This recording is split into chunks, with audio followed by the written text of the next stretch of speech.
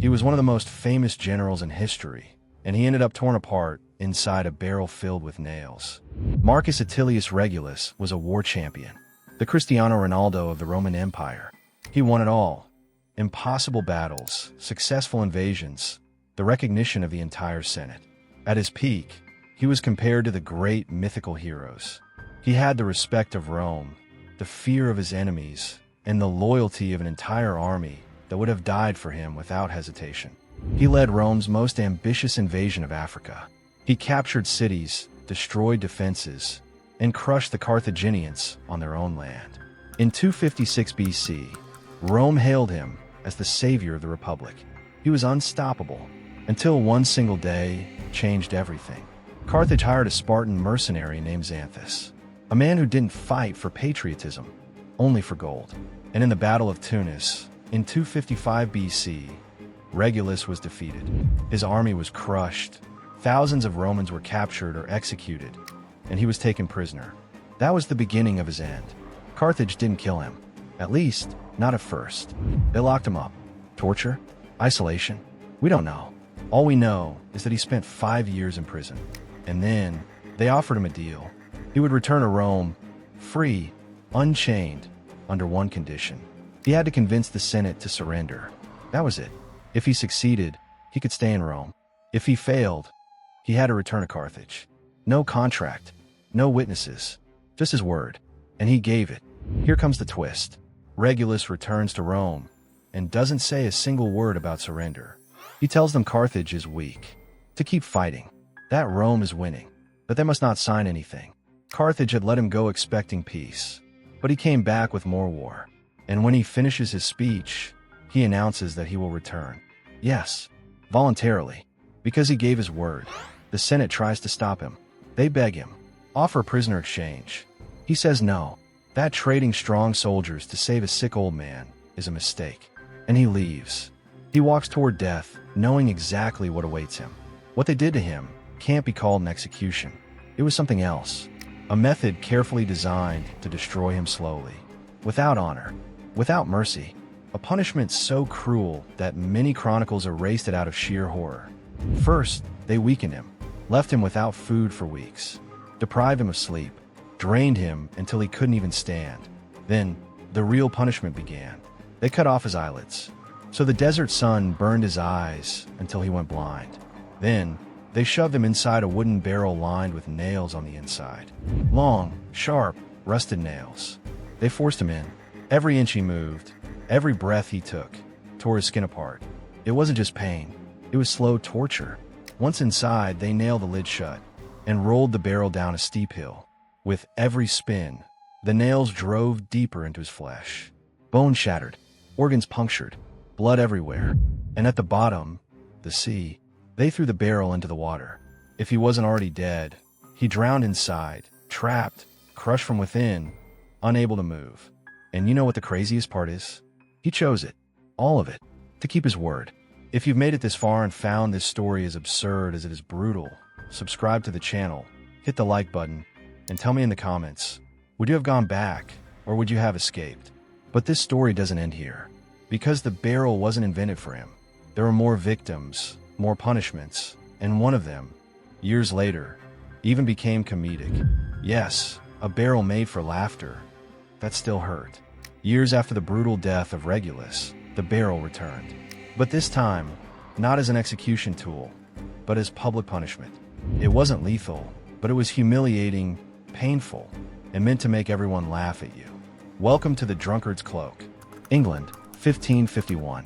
Parliament passed a new law to punish excessive drinking. The crime, public drunkenness. The punishment, turning you into a walking joke. How? By forcing you to wear a barrel. A wooden barrel with the bottom cut out and a hole on top for the person's head. It was put over them like a punishment shirt, covering the body down to the knees. Then they were forced to walk through the streets in broad daylight, while people laughed, threw things, and pointed at them in disgust. It was a public punishment, shame-based, but it wasn't as harmless as it sounds. The weight of the barrel crushed shoulders. Its design was rough and uneven. The body was forced into an unnatural posture.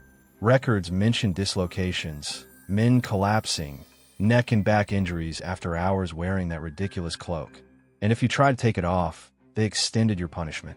They called it the drunkard's cloak, a mix between light torture and public spectacle. But it wasn't just used in England. Other parts of Europe used it too. Germany, the Netherlands, even regions of Italy.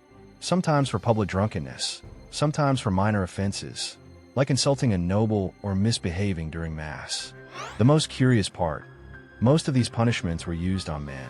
Women were given different kinds of humiliation, iron masks or cages in public squares.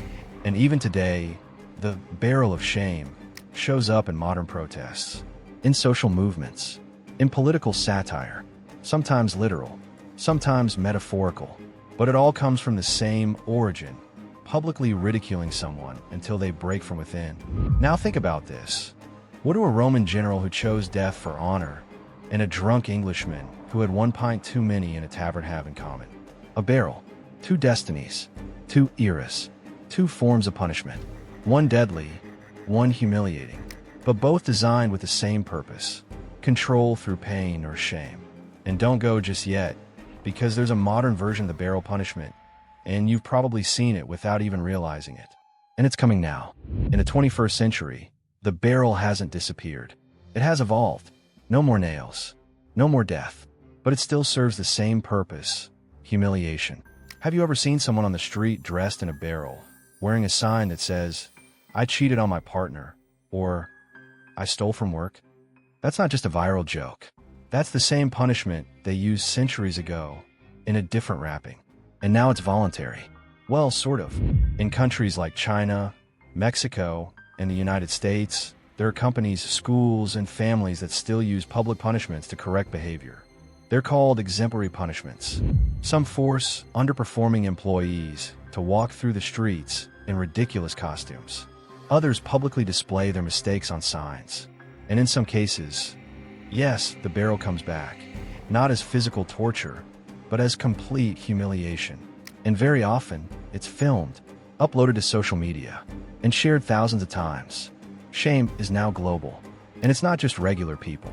Celebrities, politicians, influencers, they've all faced their own versions of digital public punishment. There's no wooden barrel anymore. Now the punishment is a viral video, a leak, a public call-out.